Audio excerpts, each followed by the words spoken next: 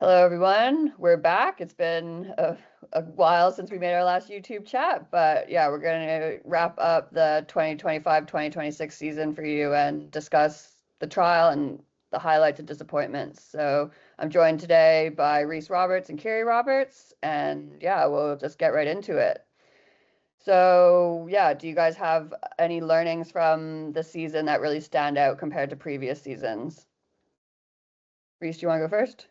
Yeah, Yeah, so I sorry. No, you fire away, Kiri. I think the biggest thing that was quite cool is we got onto a better diverse species mix or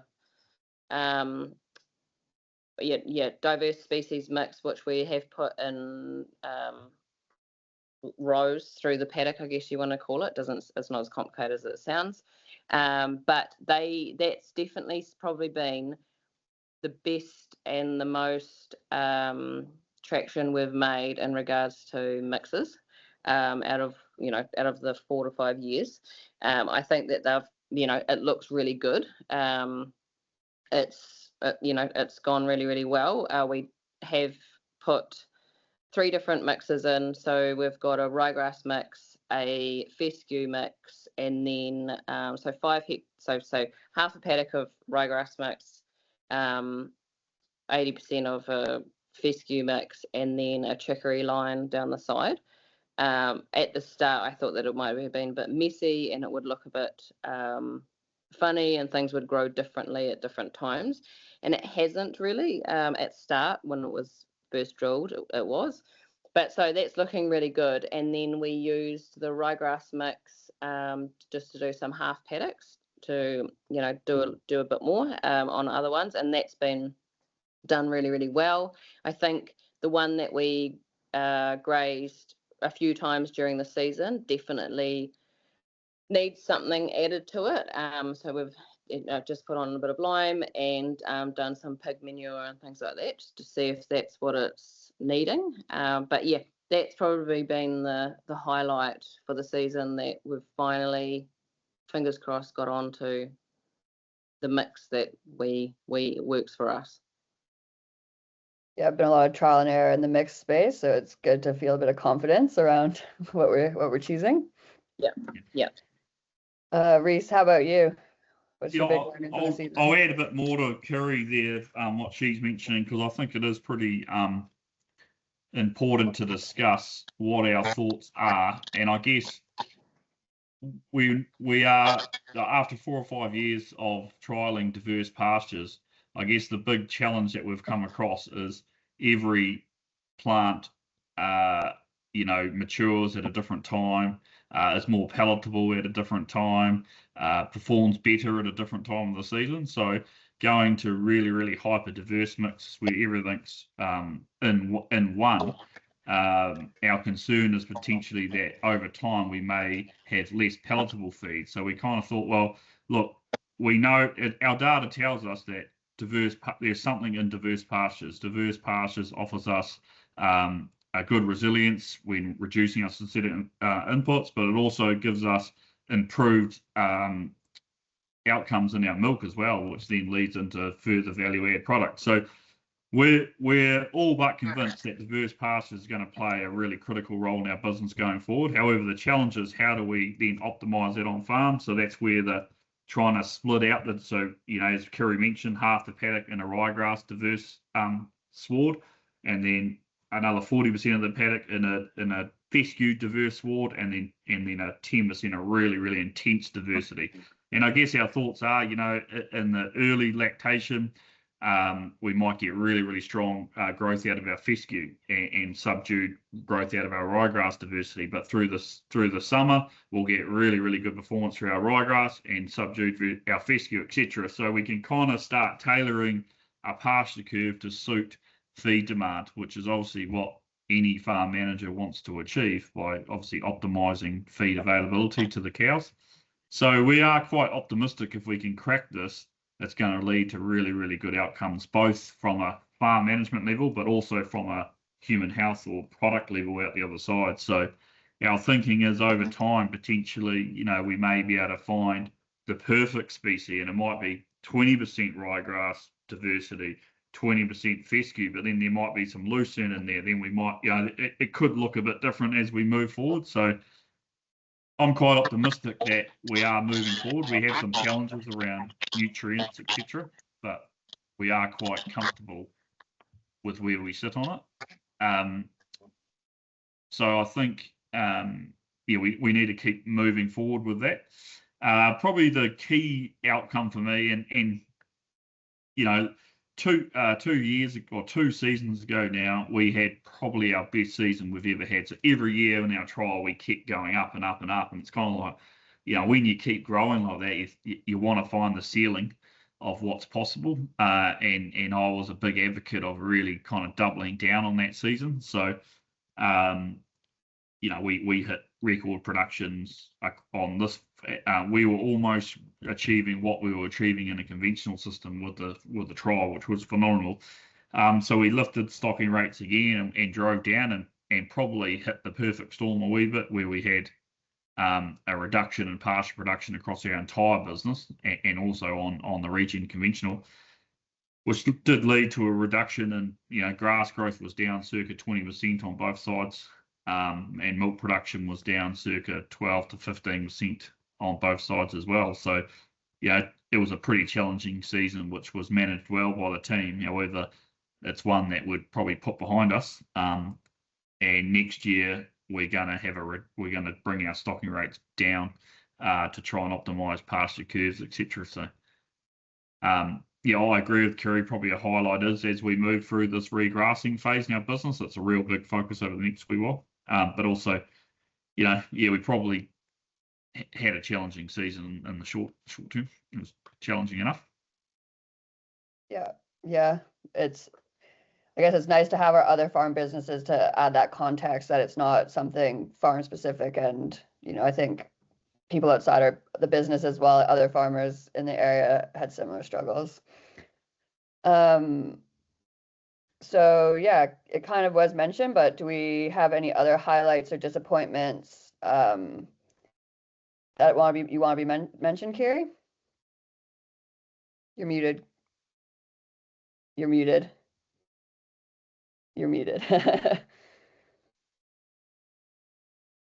How did it mute me? The animal health is obviously my biggest passion of all. So massive credit to the team, but I think our death rate was under 1%, which is huge, and something that I'm proud about. So yeah, absolutely had a ripper of a season in that space, and the team did very, very, very well. So yeah, really good wastage rate, and yeah, as for incidents and things like that, we obviously strive to learn more and more as we go, so that we don't need vets and those kinds of things as much as what you normally would. And that kind of comes down to making sure we're learning and growing, with incidents, so that we kind of know what we're dealing with, and so that we can have early action and stay preventative and things like that. So that's really, really cool. Obviously have a really good vet that has allowed us to do that, and has worked really hard with us over the years to get us in that system. But no, animal health has been really, really good, and got a very good 6-week in-calf rate, which the best rate we've had, which was 75%. So I was absolutely stoked about that. Disappointed in the empty rate, however, only mated for 9 weeks. The reason for that was we had used quite a lot of straws, probably what we had budgeted on, and then come Christmas time, I was getting maybe 4 to 6 cows a day.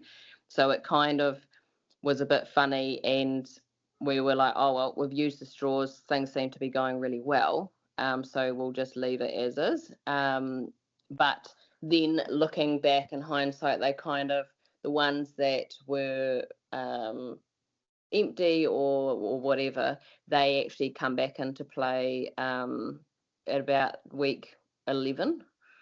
So yes, but having technology like Cow Manager is really cool, because you can see that. So that's been a little bit disappointing because it obviously challenges culling decisions. But yeah, really stoked on the 6-week and calf rate. The girls performed really, really well. And we did have a hard winter last year, wintered on grass. That was our first, I guess, lesson. If, we want to talk about that and we go into lessons. But good thing to learn, because sometimes people think things like grass wintering and that is a bulletproof system, and it's always reminds you that it's not. So no, animal health, awesome, ripper of a season, very happy with the team.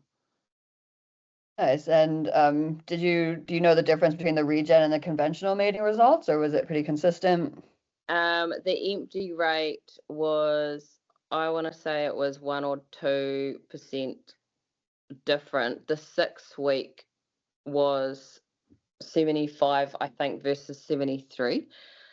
I'll just have to go back and check. I'll share that though, so you can put that on the website as well, and all that information. But yeah, so quite a difference between regen and conventional, when normally it's not. And yeah, we can dilute that a little bit. We can actually dissect that a little bit more and add that information to the website. But overall, I was pretty happy with it. Nice. Cool. All right. How about yourself, Rhys? Highlight and disappointment? Well, I think there's no bigger highlight than getting through half a decade of a unfunded regen trial. That's probably the big highlight. Like, I think back, they talk about forming, storming, norming.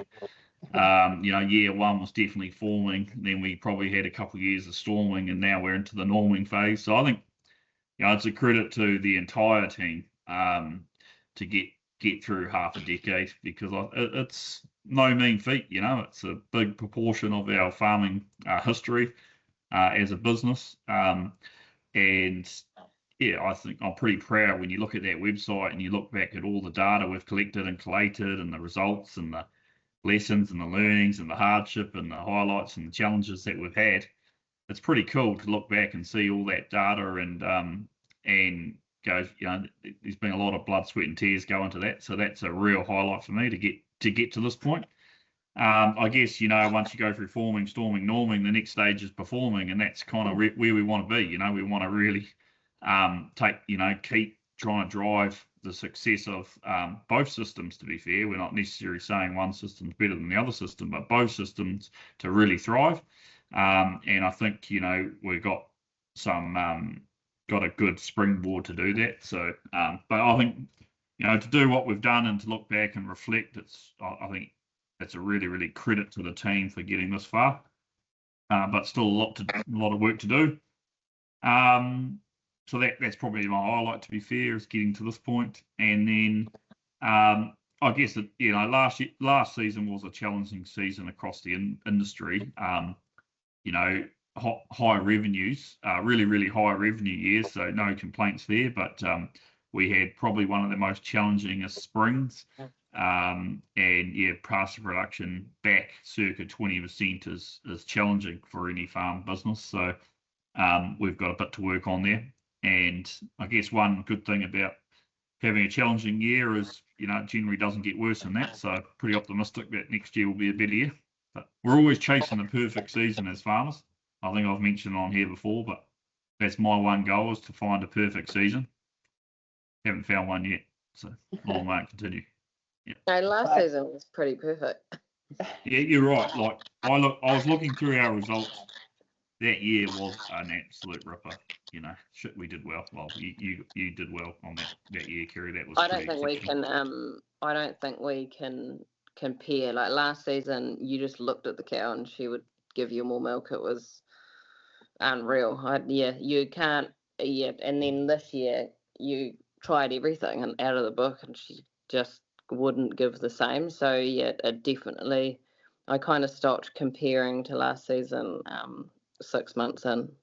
So yeah, it is good. But yeah, a really, really good season. Cool to see Rhi. This was last season was the first season of having Rhi on the shelf and actually having a product. We've been talking about this product for 2 years. So to actually have it and have it on the supermarket shelf was very cool. Loved that. The team loved that and are very proud of it. Not entirely sure about the auditing every second month. I think I got up to 7 audits for the season. So that was good. I knew them very well by the end of it. But that's just part and parcel of it. Obviously, it was our first year winter milking last season. That was, to be honest, that was actually a very easy milking 80 cows to supply the factory. Is a little bit harder on the farm when you winter milk, because obviously you want paddocks recovering and not being eaten, but that's just part and parcel of it. There's not much we can do about it, and we know why we're doing it. So yeah, but no, very cool to have a product on the shelf and be one of the only yogurts that is traceable and comes directly from whole milk. Yeah, it's been quite a journey, and it's been awesome to see Rhi on the shelves, and yeah, a lot of great feedback from the consumers as well, which is satisfying. Yeah, traceability comes audits. Yeah, There's more to come. Yeah, there's plenty more of them to come. But no, it's been cool. It's been cool. It's been a lot of hard work over the last 4 to 5 years, and so to see it in a product, it's that kind of, you can see the hard work's paid off. Would we be love to get it into more supermarkets and that? Yes, but we probably need another podcast or something for that. For that. That's conversation. But yeah, it's been cool. It's been good season. And this year I'm going in with 2 legs, so that's another bonus. that helps. Yeah. You both have said 4 to 5 years, but it's got to be 5 to 6, if not 6 to 7 now. Time is flying. Yeah. Once you get over 5 years, you don't. It's the same as. Well, I guess we've been doing Regen for close to 7 years now. Yeah, but, that's what I'm saying. You said 4 to 5, and it's like we've got 5 years of data, and then we started before that. Yeah. So yeah. 5 years of data is what I should have been saying, but yeah, we've been doing it for close to 7 years now, which is I was looking back through some photos. Someone tagged me on a photo online the other day, and it was when we first put our first cover crops on. I took someone took a photo of me with my kids, and within about half an hour of that post going up, I had about 3 or 4 people saying, "Geez, you haven't aged a day, mate." Which was very flattering. But very flattering. yeah, I don't know if they've been completely honest, but long story short, it's been a long, long time that we've been on this journey. Yeah. Yeah, can't say the same about your kids. Yeah. Someone said to me, the reason why I said 5 years is because this season is our 5th year of the market garden. Right. And someone's mentioned to me, was talking to someone about it a couple of weeks ago, and that's where I was like, it's been 5 years since the market garden. So Clearview alone is definitely and they actually said to me then and there, wow, you've been doing that for 5 years. That's massive credit, because normally those things don't last that long. So that's kind of where I got the 5 years. But to think, market garden, Regen trial, yogurt, she's been quite a busy time. Yeah, a lot has been achieved, which is cool to see.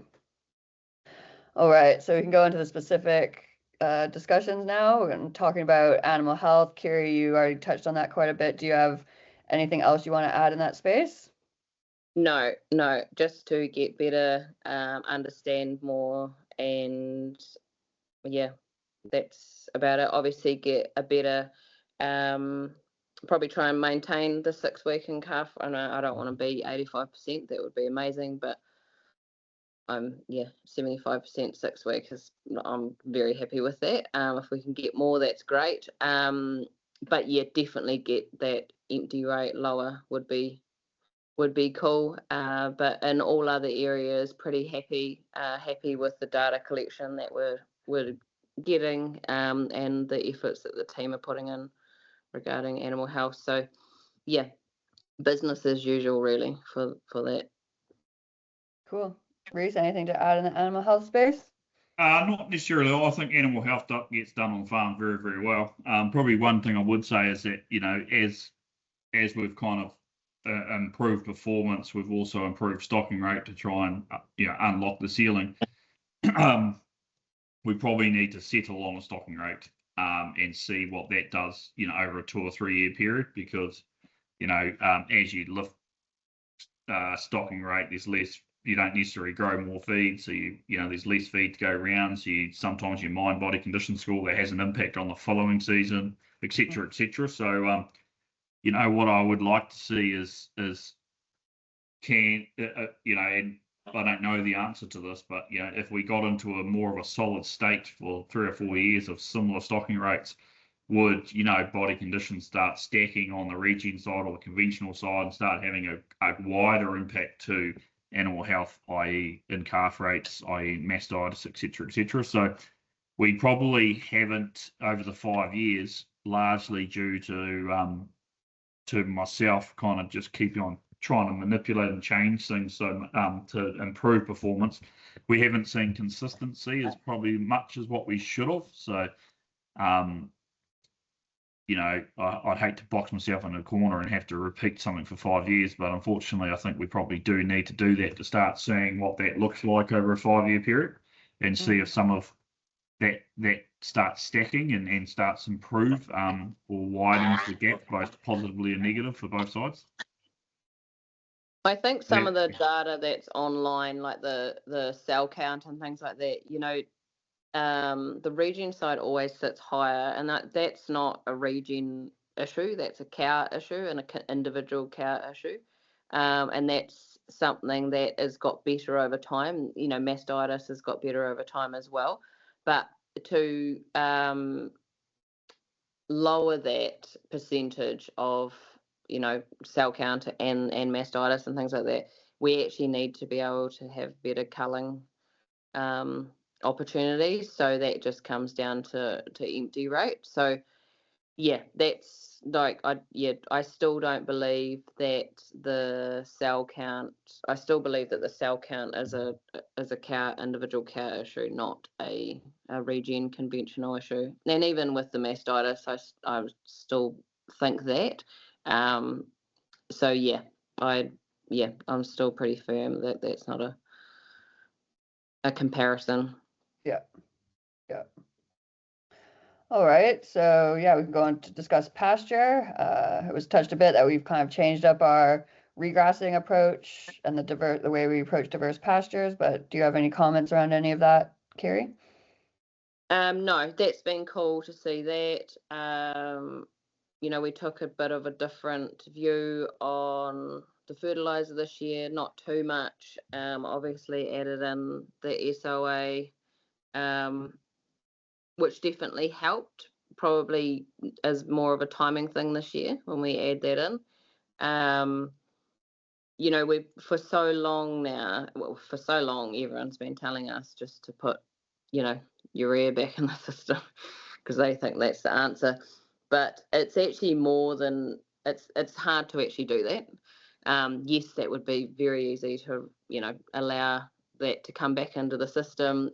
We know it grows, it does its job, but we've been in it for so long, and we kind of, when we first started out this Regen journey, the 190 cap come in, and then we were kind of like, well, what actually happens if we get rid of it? Because the 190 cap come in, and then that was the conversation at the time of what does it look like if they decide we can't do it, or we can't use it, or things like that. So very kindly of us, we decided to cut it out for the industry's sake to trial that, and it's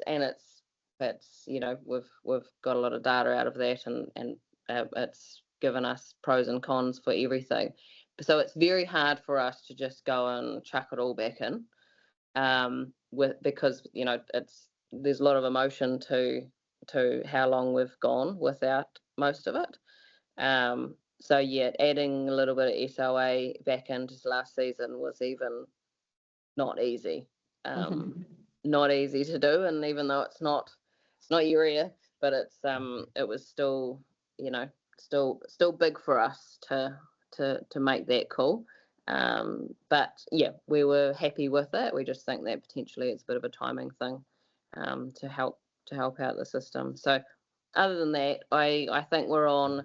And then also, like when we first started this out so long ago, we regrassed 128 hectares of the Regen side, which for the platform is massive. And that kind of all the attention went on to that. Obviously, there was a large cost to it. And then so the conventional side kind of got put aside for a while. In regards to regrassing, we were only really regrassing if we were coming out of crops or things like that. So last year was our first year where we really got back into the 15% regrassing on both sides. And so it's been good to get back into the swing of those, swing of that. Yeah, it just was a large cost at the start, so it was hard to continue it for a bit. Well, continue exactly a good amount of regrassing. So no, other than that, happy with it. We just need to continue on and get it performing. Yeah. Yeah, and I think from the fertilizer perspective, it is the 190 cap, but then we've also had two pretty significant disruptions to the fertilizer supply chain in the last 5 years, and who knows, what the future holds. So I think it's interesting, and it builds a bit of confidence in the business that we aren't entirely reliant on it to get our production. So for me, at least, that's how I feel. I'm like, oh, when the state of the world is what it is. So Rhys, do you have any comments on the pasture? The only comment I would make on the pasture is these are like they're saying you solved today's issue to create tomorrow's issue. And I guess when we first got into this Regen journey, we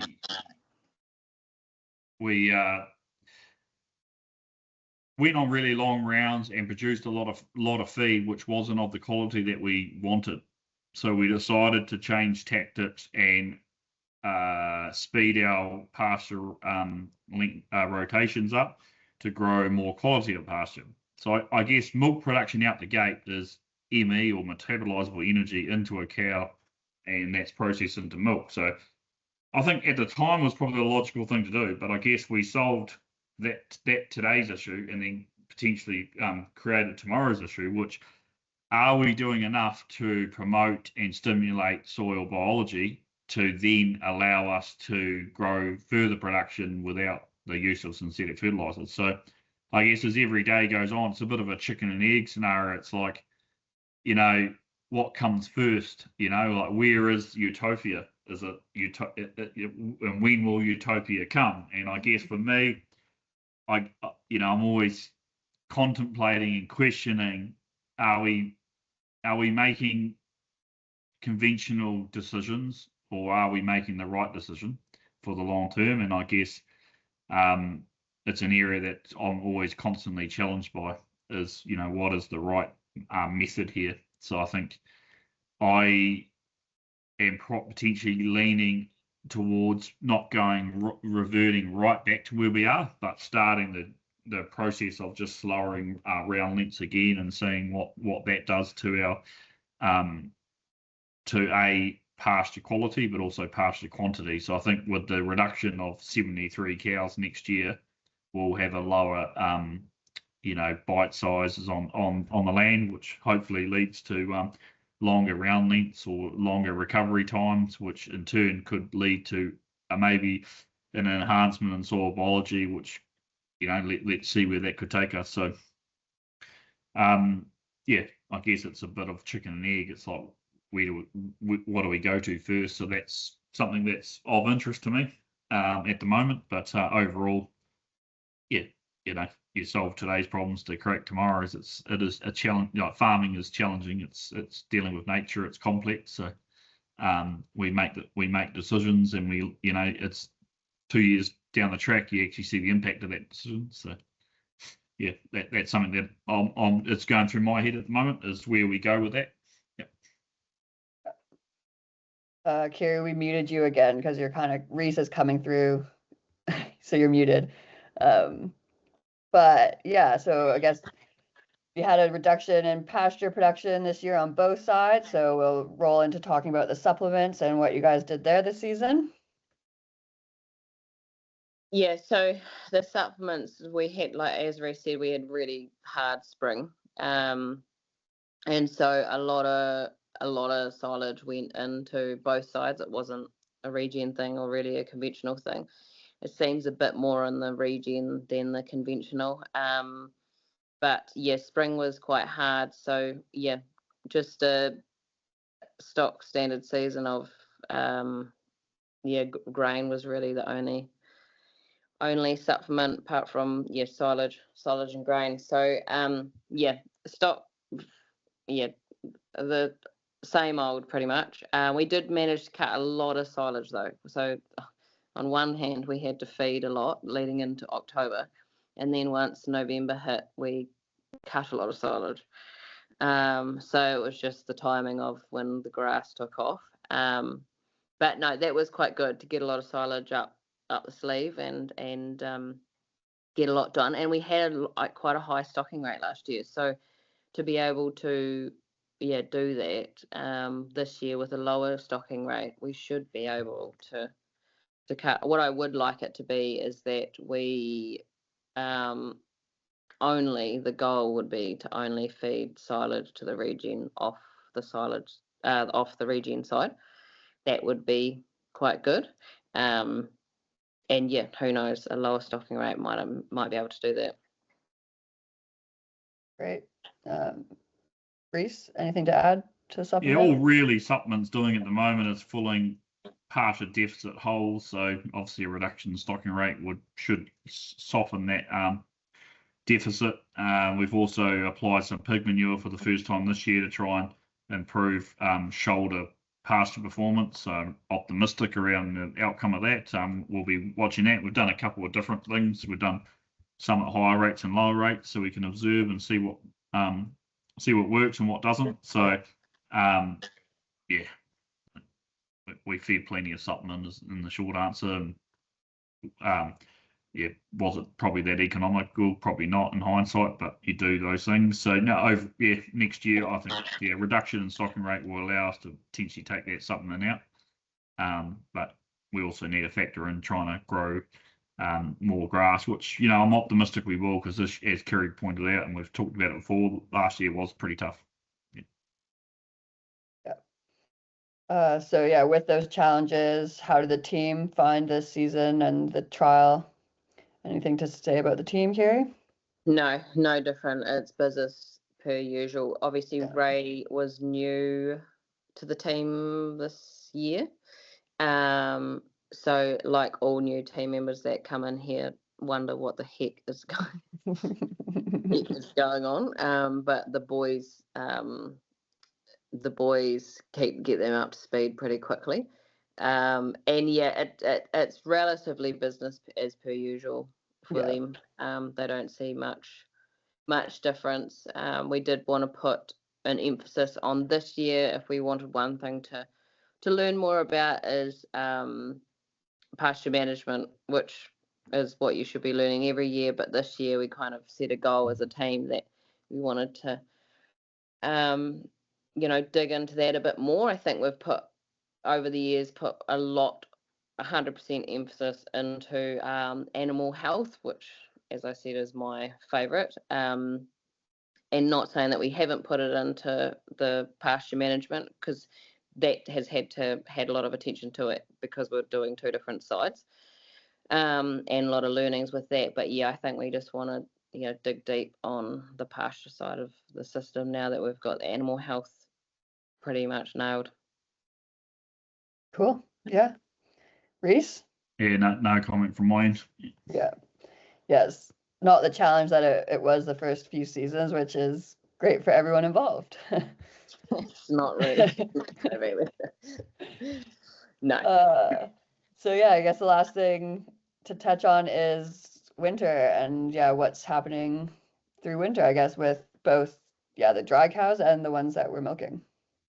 So for the dry cows, they are on a mixture of oats and grass.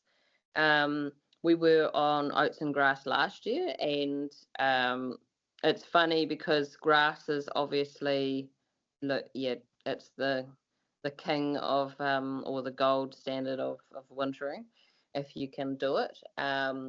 And last year I got a little bit of a lesson with grass, so I think that was quite good, because you kind of look at something like grass wintering as it being bulletproof, opposed to, I guess, if you want to compare it to fodder beet, which it shouldn't be compared to. But we had it, and it was mint, looked incredible. Then obviously come down to the end of June, and things got quite wet, and then started July had absolute ripper frosts, which obviously didn't help the grass and nutrients in the grass. So the cows definitely struggled a little bit on that. It wasn't the only feed though, like kale struggled as well. I think fodder beet, dare I say it, was the only thing that was not affected. But yeah, all other winter feeds definitely struggled last year. So last year we obviously come out with a lot lighter body condition score than what we would have liked. The beauty of I've always put a massive emphasis on making sure the girls are in really good condition from February through to May, so that whatever winter throws at us, we're not affected too much. So they come out of winter a little bit lighter than what I would like, but was still happy. They did what they needed to do to get in calf, so that was really good. But yeah, so same thing this year, and we were just a bit more mindful of it, so having silage up our sleeve if things did show the same as what it was going to do, what it did last year, and just being more proactive in that space. So other than that, they are living their best life, because we're in a drought, and having the best time. And we're obviously milking 60 cows, which is so that's good. And they are just doing their thing pretty much on a grass, silage and grain diet for them, and that pretty much just feeds to the factory. It's great having a whole milk yogurt brand, but it comes with the complications of year-round supply, which is not typical for Kiwi farmers. No, not at that. But yeah, it is what it is, and the team don't mind. Like it's a 20-minute milking, if that. That makes it a little less painful. So Rhys, do you have anything to add in the winter chat? Not necessarily. Like obviously Kiri kind of touched on body condition score coming out of last year. That would have no doubtedly gone to impact some of our milk solid production per cow. There's no doubt about that. So these are the we talked a bit about stacking before. Like that's farming. It's like doing 100 1%ers really, really well, and you take one of those blocks off, it's not, you don't necessarily lose 1%. You can you take the wrong one out, you could lose 10 or 20%. So it's farming is an interesting game. It's more complex than what a lot of people talk about. So but yeah, Kiri always talks about, and I agree, grass is the gold standard, but grass done poorly could be almost the worst. If you don't get that right and you get poor quality grass, it can be really detrimental. So one beauty of some of the brassicas is you can pretty much dial up a certain quality of feed come the 1st of June, regardless of the weather. With grass, you can't, and that's the challenge. So grass done well, absolutely exceptional. Better animal welfare, better for the people, better for the cow, better for the environment, better for everything. Grass done poorly is challenging for everything, so it's around just making sure we execute. So pretty happy. We've had a bit of a dream winter so far in mid Canterbury. It's been warm cooler mornings, warm afternoons, and dry conditions. So optimistic that body condition score will be good for going into next season. Yeah, well, we dried off with 4.8 One thing I will add is that the 3 and 2 has definitely been really good, well received by the cows. When did you start that?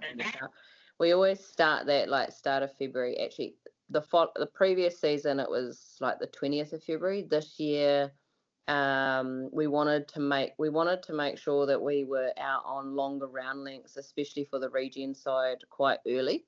So one thing I forgot to say is this year we got out to I want to say a 38-day round.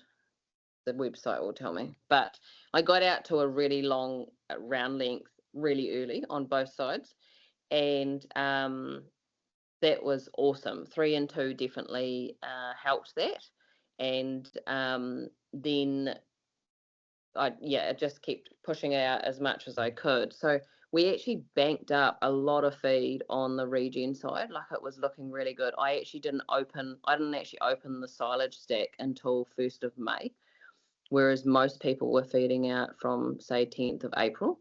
So I was really lucky there. Obviously had planned to do that. The downside to it, the diverse species, is that once it gets cold, it doesn't like it. So yeah, that is one of the downsides that we're finding. And what can we do about that, and what does that look like, or how can we protect ourselves a bit more in that space? Because once you hit start of May and it gets a bit colder, it definitely shuts off. But yeah, really stoked to be able to hold off the wagon for a couple of weeks, 3 weeks, and not be having to feed any silage out.